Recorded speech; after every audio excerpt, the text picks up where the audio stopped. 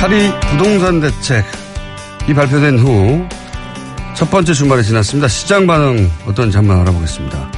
한국공인중개사협회 고문을 역임한 송실사이버대 부동산학과 김학환 교수 전화 연결됐습니다. 안녕하세요, 교수님.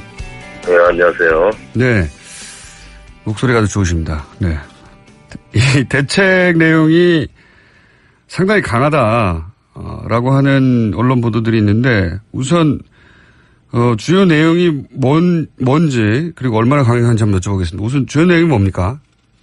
우선 세제, 금융, 청약제도, 또 주택 공급, 불법행위, 단속 등을 아주 망라한 이런 이제 종합대책이라고 볼 수 있는데요. 말씀하신 대로 그 대책 내용이 이제 상당히 강력합니다. 서울 전 지역하고 경기 과천 또 세종시를 투기 과열지구로 지정했고요. 강남 4구 등 서울 11개 구를 투기지역으로 묶었습니다. 또 거기다가 다주택자에 대한 양도소득세하고 금융규제를 강화했고요. 또 주택가격의 이상 과열의 진원지가 됐던 재건축은 물론이고 또 그동안의 대책에서 빠져있던 재개발 또 지방의 분양권, 오피스텔에 대해서까지 전매 제한을 하는 이런 강력한 규제 내용이라고 볼 수 있습니다. 이게 얼마나 강력한지 사실 이 업계에 있지 않으면 좀 피부에 와닿지가 않은데 좀 예를 하나만 들어봐 주십시오. 이게 얼마나 강력하다. 네네. 우선 이 대책이 나오니까요. 현장 분위기에서는 특히 중개업계 쪽에서는 이게 핵폭탄급이다. 이제 보통 이런 표현을 하고 있습니다. 그래서 대책이 적용되는 지역의 경우에는 바로 이제 급매물이 3억 원 이하로 이렇게 내린 급매물까지 이렇게 출하되는 등 아주 그 시장 분위기가 냉각되고 있고요. 또 이로 인해서 잘못하면은 거래 절벽 현상도 발생하는 게 아닌가 이렇게 우려를 하고 있습니다. 공인중개사협회에 공을 하셨으니 공인중개사들 반응을 많이 들어보셨을 것 같은데 핵폭탄이다. 그런 표현 말고 또 다른 반응은 없습니까? 지금까지 나왔던 대책 중에서 네. 가장 그 강력한 이런 그 대책이다. 이런 이제 생각이고요. 그리고 또 이제 여기에 공인중개사들 입장에서는 이제 아무래도 시장이 냉각되고 거래가 침체되면 영업에 타격을 받는 건 당연한데요. 또 하나 이제 그 대책 내용 중에 보면은 이제 부동산 불법행위 단속을 위한 특별 사법경찰 제도를 도입하겠다. 예. 단속 행정의 실효성을 강화하겠다. 또 이제 합동 점검반을 구성해가지고 현장 점검을 좀 높이겠다. 이렇게 이제 내용이 있는데요. 이런 부분에 대해서는 마치 이게 공인중개사들이 그 투기를 조장한 세력인 양 이렇게 취급하는 것이 아닌가 하는 겁니다. 그래서 여기에 대해서도 좀 매우 불쾌하다는 이런 입장을 가지고 있습니다. 중개업자들이 그런 반응을 보인다는 건 물론 중개업자들은 먹고 사는 문제니까 본인들이 먹고 사는 문제에 타격이 오니까 이제 불만이 많을 수 있는데 그렇다면 이 정책이 제대로 된 방향으로 가는 거다 이렇게 일반인들 입장에서 보면 됩니까? 어떻습니까? 그렇습니다. 물론 이제 공인중개사들 입장하고 이제 또 정부의 또 입장하고는 이제 다를 수가 있는 거고요. 예. 그런데 어쨌든 간에 지금 박근혜 정부에서는 그 부동산에 대한 계속적인 규제 완화로 인해 가지고 주택 가격이 이렇게 상승했고요. 또 가계대출이 증가했죠. 예. 그래서 이제 좀 후반에는 원래 처음에 규제 완화 및 부양 쪽이었다가 이제 관리 쪽으로 좀 방향이 이렇게 전환되기는 했는데요. 그럼에도 불구하고 박 정부에서도 이제 11.3 대책을 내놨는데도 불구하고 주택 시장이 이제 계속 과열 양상을 빚었습니다. 예. 사실은 이거 어떤 정권이 변경되는 차원에서 달리 취급할 문제가 아니고 좀 주택 시장을 안정화시켜야 된다는 측면에서는 좀 불가피한 측면이 있는 이런 대책이라고 이렇게 볼 수가 있는 거거든요. 그러면 교수님은 이 대책 이 정책 발표로 부동산 시장이 소위 안정될까요? 안정된다는 게 이제 집값이 좀 잡히고 그렇죠. 그리고 이제 불필요하게 투기의 목적으로 주택을 많이 소유하고 있는 사람들이 매물을 내놓고 뭐 이렇게 돼야 되는 건데. 네네네. 전망은 어떻습니까? 이제 아무래도 뭐 이번 대책에서 이제 정부도 밝혔듯이요. 이제 집을 거주 공간이 아니라서 이제 어떤 투기 수단으로 전락시키는 일은 용납하지 않겠다 하는 이런 이제 의지를 강력하게 표명한 건데요. 여기에 이제 호응해가지고 금융기관에서도 또 다주택자들에 대한 대출 제한 등의 조치를 취해가지고 이제 정부 정책에 호응하고 있지 않습니까? 네. 이렇게 되면 이제 아무래도 뭐 대출 받아가지고 단기적으로 이제 분양권 투자를 했다라든지 또 갭 투자를 했다라든지 이런 사람들이 좀 어려움을 겪을 거고요. 또 다주택자들의 급매물이 이제 출회될 수밖에 없고요. 또 재건축 시장의 과열도 어느 정도는 진정될 것으로 봅니다. 따라서 이렇게 되면 이제 주택시장 전반적으로 이제 주택가격 하락 요인으로 작용하게 될 거고요. 결국은 주택시장이 이제 안정화될 것으로 저는 전망하고 있습니다. 그러니까 이제 그 업계나 시장에서 불만을 가진 거하고는 또 별개로 정부 정책이 국민 일반을 위해서는 성공하는 방향으로 정책 방향이 잘 잡혔다. 이렇게 이제 일단 평가를 하시는 거군요. 예. 네네. 그런데 보면 과거 정권에도 그랬는데, 네. 항상 정부 정책이 나오면 잠시 이제 숨을 고르고 관망하다가 결국은 업자들이 혹은 뭐 시장이 정부 정책을 이기는 경우가 많았지 않습니까? 살 길을 차단해서. 네. 이번에는 그런 틈이, 예. 네. 물론 뭐 그동안에 보면 이제 많은 사실은 냉탕과 온탕의 부동산 대책이 있었죠. 여러 번. 그래서 이제 그것 때문에 사실 이제 어떤 정도 학습 효과가 된 것도 사실입니다. 그래서 이제 이번에도 역시 뭐냐면은 좀 버티면 그러니까요. 앞으로 이제 또 정권이 바뀌게 되면은 부동산 정책도 이제 달라지지 않을까 이렇게 이제 많이들 생각을 할 그러니까 겁니다. 5년간 안 팔면 되는 거 아니냐 뭐 이런 식의. 그렇죠. 버티면. 그런데 사실은 아까도 말씀드렸듯이 이번 그 부동산 규제는 어떻게 보면은 정권 교체 여부에 따라서 방치될 그런 차원의 문제는 저는 아니라고 봅니다. 왜냐하면 가계부채가 1,400조에 육박하는 심각한 수준이고요. 또 이제 재건축 등으로 인해서 정말 주택가격이 급등해가지고 어떻게 보면 주택시장이 좀 비정상적으로 과열됐다고 볼 수가 있습니다. 따라서 그 정상적인 정부라고 하면은 규제를 할 수밖에 없는 상황으로 악화된 게 아닌가 저는 이렇게 생각이 되고요. 또 이제 전국의 그 주택 평균 매매 가격을 보면은 1년 전에 2억 4,600만 원 수준인데요. 2억 5,100만 원으로 또 서울 같은 경우는 4억 6,900에서 4억 8,100만 원이 됐습니다. 이렇게 되면 정말 서민들 입장에서는 내 집 마련하기가 어렵거든요. 그렇죠. 물론 이제 그동안에 주택 공급을 많이 확대를 했는데요. 그러나 보급률이 100%를 넘지만은 실제 그 자가 보유율이나 점유율을 보면은 60% 수준에 불과하거든요. 그래서 이런 상황이 지속된다고 한다면 아마 다음 정부에서도 저는 부동산 정책의 어떤 그 규제라는 방향을 이게 크게 전환하는 것은 좀 쉽지 않을 것으로 저는 생각합니다. 그러니까 집은 이미 사실 충분하거든요. 한 가구당 전 국민이 집 한 채씩 갖출 수 있는 집이 이미 보급률로는 그렇죠. 예, 네. 공급이 됐는데도 불구하고 절반 가까이 있는 집이 없는 거 아니겠습니까? 네. 그렇습니다. 이 상황을 바꾸려고 하는 건데 이런 건 어떻습니까? 그 뭐 분당, 일산 이런 지역처럼 이번에 지정 안 된 지역 그 지역이 오히려 가격이 올라가 가지고 결국은 뭐 또 이 정책이 실패로 연결되는 게 아니냐 이런 이야기도 있는데요. 네. 물론 이제 일시적으로는 뭐 대책에 적용을 받지 않는 지역에는 이제 풍선 효과가 보통 나타날 수 있거든요. 그래서 이번에도 보면 그 일부 비적용 대상 지역에 주택 청약 경쟁률이 치솟기도 했습니다. 네네. 근데 사실은 이번에 정부가 발표한 건 어떤 부동산 정책의 큰 흐름이거든요. 또 이제 이로 인해서 만약에 그 수도권의 주택 시장이 위축되게 되면 아무래도 지방 등도 영향을 이렇게 받게 될 거고요. 그리고 또 시장을 이제 지금 잘 모니터링을 하고 있기 때문에 만약에 조금 이상 징후가 되면은 투기 과열 지구나 조정 대상 지역 등을 이렇게 확대해서 핀셋 규제를 할 수 있거든요. 그래서 그런 틀에서 보게 되면은 저는 풍선 효과로 인한 부작용은 그렇게 크지 않을 것으로 생각합니다. 이 정부의 정책 자체가 지금 말씀하신 방향으로 일관되기 때문에 다른 지역이 혹시 그런 증상을 보이면 바로 또 규제가 들어갈 것이다. 그렇습니다. 그렇군요. 그러면 지금 교수님이 보시기에 1가구 다 주택자다. 그러면 5년을 버틴다는 생각을 할 게 아니라 내년 4월까지는 유예기간을 뒀으니 하루라도 빨리 팔아야 된다 이렇게 보십니까? 아무래도 저는 좀 양도소득세 부담이라든지요.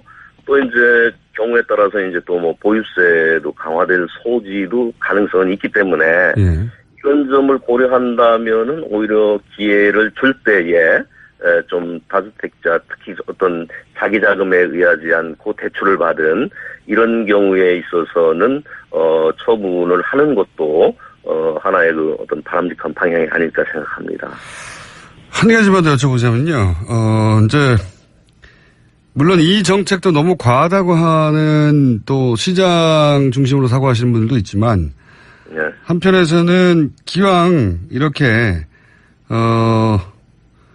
이 방향을 잡은 이상 아예 다주택자들이 집을 소유하는 것이 뭐 여기서 다주택자라는 건 뭐 5채, 10채 이상씩 막 가지고 있는 분들이 있으니까 수십 채 이상도 있고 그런 분들이 집을 내놓을 수밖에 없도록 아예 보유세까지 강화해야 되는 거 아니냐 이런 주장이 있거든요. 이 주장에 대해서는 어떻게 보십니까? 전문가로. 이게 이제 보유세라는 건 사실은 이제 어떤 양도 등에 의해서 이제 이익이 실현됐는지, 네. 또 이제 그게 좀 어떤 투기적인 일종의 그 보유인지, 네네. 이런 거를 사실은 구별을 안 하고서 네. 보유하고 있다는 자체에 대해서 과세를 하는 거거든요. 예. 근데 이게 보유세의 일종인 이제 그 종부세 같은 경우에, 이번에 심했죠. 예. 과세 대상을 만약에 확대하게 되면은, 잘못하면 진짜 하우스 푸어 등의 문제가 발생할 수도 있어요. 그래가지고 이게 좀 조세 저항이 심하게 되거든요. 그래서 이런 어떤 좀 보유세 카드라든가 이런 거는 좀 신중하게 검토가 돼야 되고요. 그리고 또 이번 대책이 이제 상당히 좀 종합적인 대책이고 강력한 것이기 때문에 좀 시장 상황을 좀 지켜보고서 만약에 이 대책으로 인해서 정책 효과가 뭐 충분히 난다면 더 강력한 카드까지 이렇게 한꺼번에 꺼내들 필요는 없지 않나 이런 생각입니다. 교수님 말씀은 이 정도 정책을 효과가 나면 보유세까지 갈 필요가 없고 거꾸로 얘기하면 이 정도 정책으로도 또다시 시장이 한동안 눈치를 보다가 과열되면 보유세도 고려할 수 있겠군요. 그렇습니다. 네네. 네. 한 가지만 더 여쭤볼게요. 마지막으로. 실소유자들이 이 정책으로 인해서 불이익을 당하거나 어려움을 겪을 수는 없을까요? 아무래도 실소유자 입장에서 이제 DTI, LTI 뭐 이런 규제에 의해서 조금 대출을 받아가지고 자기 자금이 이제 충분하지 않아가지고 내 집을 마련해야 되는 입장에서는 이제 좀 어려움을 겪을 수가 있고요. 그리고 또 이제 이번 대책에 보게 되면은 이제 1가구, 1주택자에 대한 양도세 비과세 요건 같은 것도. 2년 이상으로 바뀌었죠. 보유에서 이제 거주로 이렇게 바뀌었거든요. 이거는 어떻게 보면 좀 요번에 실수요 보호와 단기 투기 수요 억제를 한다라는 이런 대책하고 좀 안 맞는 것 같은 이런 생각입니다. 사실 보유를 안 하는, 하고 있으면서 거주를 안 하는 게 이제 여러 가지 사유가 있는 거거든요. 그렇죠. 한 가지 사유만은 아니죠. 건강, 자녀 교육 문제, 이제 이런 여러 가지가 있는 건데, 이걸 갑자기 이렇게 보유해서 거주로다가 바꾸게 된다고 한다면 이게, 거기에 해당하는 사람들은 상당히 당황스러운 거고요. 그리고 또 이게 비과세 요건을, 이렇게 바로 그냥 거주를 안 하고 보유만 하면은 양도세를 몇 % 이렇게 하겠다는 게 아니고 아예 그냥 all or nothing 이런 식으로 가게 되는 거는 이거는 조금 저는 문제가 있다고 봅니다. 그렇군요. 정책의 파인 튜닝이 좀 필요하다. 그런 부분은 실수요자를 위해서는. 네네. 알겠습니다. 오늘 여기까지 듣고요. 좀 다른 이야기들, 실소유자들의 아주 구체적인 이야기는 저희가 한 번 더 시간을 마련해 보겠습니다. 전체 정책을 오늘 좀 훑어봤습니다. 오늘 말씀 감사합니다. 네. 네. 지금까지 한국공인중개사협회 고문역임만 송실사이버대 부동산학과의 김학환 교수였습니다. 파리 부동산 대책이 발표된 후 첫 번째 주말이 지났습니다. 시장 반응 어떤지 한번 알아보겠습니다. 한국공인중개사협회 고문을 역임한 송실사이버대 부동산학과 김학환 교수 전화 연결됐습니다. 안녕하세요, 교수님. 네, 안녕하세요. 네, 목소리가 아주 좋으십니다. 네, 이 대책 내용이 상당히 강하다라고 하는 언론 보도들이 있는데 우선 주요 내용이 뭔지 그리고 얼마나 강력한지 한번 여쭤보겠습니다. 우선 주요 내용이 뭡니까? 우선 뭐 세제, 금융, 청약제도, 또 주택 공급, 불법행위, 단속 등을 아주 망라한 이런 이제 종합 대책이라고 볼 수 있는데요. 말씀하신 대로 그 대책 내용이 이제 상당히 강력합니다. 서울 전 지역하고 경기 과천 또 세종시를 투기 과열지구로 지정했고요. 강남 4구 등 서울 11개 구를 투기 지역으로 묶었습니다. 또 거기다가 다주택자에 대한 양도소득세하고 금융 규제를 강화했고요. 또 주택가격의 이상 과열의 진원지가 됐던 재건축은 물론이고 또 그동안의 대책에서 빠져있던 재개발 또 지방의 분양대요. 또 하나 이제 그 대책 내용 중에 보면은 이제 부동산 불법행위 단속을 위한 특별 사법경찰 제도를 도입하겠다. 뭐 단속 행정의 실효성을 강화하겠다. 또 이제 합동 점검반을 구성해가지고 현장 점검을 좀 높이겠다. 뭐 이렇게 이제 내용이 있는데요. 이런 부분에 대해서는 마치 이게 공인중개사들이 그 투기를 조장한 세력인 양 이렇게 취급하는 것이 아닌가 하는 겁니다. 그래서 여기에 대해서도 좀 매우 불쾌하다는 이런 입장을 가지고 있습니다. 중개업자들이 그런 반응을 보인다는 건 물론 뭐 중개업자들은 먹고 사는 문제니까 본인들이 먹고 사는 문제에 타격이 오니까 이제 불만이 많을 수 있는데 그렇다면 이 정책이 제대로 된 방향으로 가는 거다 이렇게 일반인들 입장에서 보면 됩니까? 어떻습니까? 그렇습니다. 뭐 물론 이제 공인중개사들 입장하고 이제 또 정부의 또 입장하고는 이제 다를 수가 있는 거고요.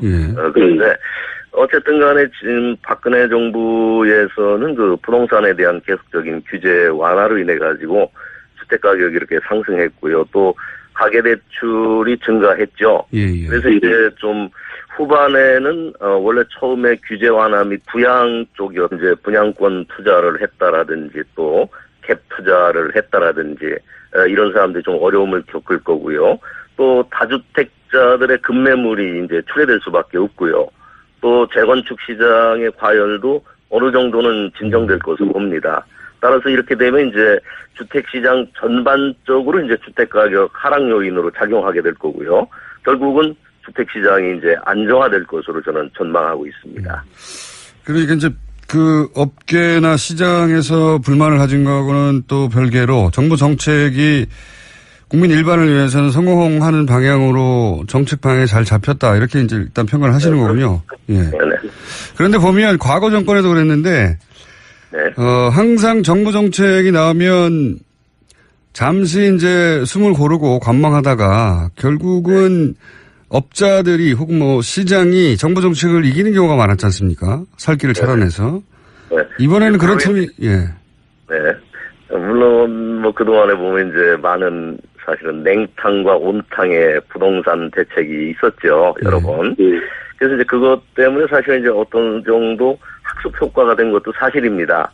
그래서 이제 이번에도 역시 뭐냐면은 좀 버티면 그러니까요. 앞으로 이제 또 정권이 바뀌게 되면은 오피스텔에 대해서까지 전매 제한을 하는 이런 강력한 규제 내용이라고 볼 수 있습니다. 이게 얼마나 강력한지 사실 이 업계에 있지 않으면 좀 피부에 와닿지가 않은데 좀 예를 하나만 들어봐 주십시오. 이게 얼마나 강력하다. 네네. 우선 이 대책이 나오니까요.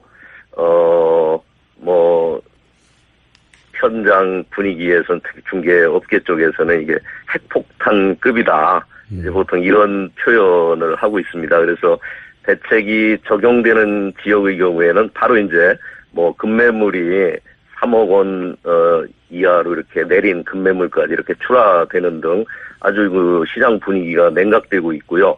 또 이로 인해서 잘못하면은 거래 절벽 현상도 발생하는 게 아닌가 이렇게 우려를 하고 있습니다. 공인중개사협회에 공을 하셨으니까 공인중개사들 반응을 많이 들어보셨을 것 같은데 핵폭탄이다. 그런 표현 말고 또 다른 반응은 없습니까? 뭐 지금까지 나왔던 대책 중에서 네. 가장 그 강력한 이런 그 대책이다 이런 이제 생각이고요. 그리고 또 이제 여기에 공인중개사들 입장에서는 이제 아무래도 뭐 시장이 냉각되고 거래가 침체되면 영업에 타격을 받는 건 당연한다가 이제 관리 쪽으로 좀 방향이 이렇게 전환되기는 했는데요. 그럼에도 불구하고 박 정부에서도 이제 11.3 대책을 내놨는데도 불구하고 주택 시장이 이제 계속 과열 양상을 빚었습니다. 예. 사실은 이거 어떤 뭐 정권이 변경되는 차원에서 뭐 달리 취급할 문제가 아니고 좀 주택 시장을 안정화시켜야 된다는 측면에서는 좀 불가피한 측면이 있는 이런 대책이라고 이렇게 볼 수가 있는 거거든요. 그러면 교수님은 이 대책 이 정책 발표로 부동산 시장이 소위 안정될까요? 안정된다는 게 이제 집값이 좀 잡히고 그렇죠. 그리고 이제 뭐 불필요하게 투기의 목적으로 주택을 많이 소유하고 있는 사람들이 매물을 내놓고 뭐 이렇게 돼야 되는 건데 네네네. 전망은 어떻습니까? 이제 아무래도 뭐 이번 대책에서 이제 정부도 밝혔듯이요. 이제 집을 거주 공간이 아니라서 이제 어떤 투기 수단으로 전락시키는 일은 용납하지 않겠다 하는 이런 이제 의지를 강력하게 표명한 건데요. 여기에 이제 호응해가지고 금융기관에서도 또 다주택자들에 대한 대출 제한 등의 조치를 취해가지고 이제 정부 정책에 호응하고 있지 않습니까? 네. 이렇게 되면 이제 아무래도 뭐 대출 받아가지고 단기적으로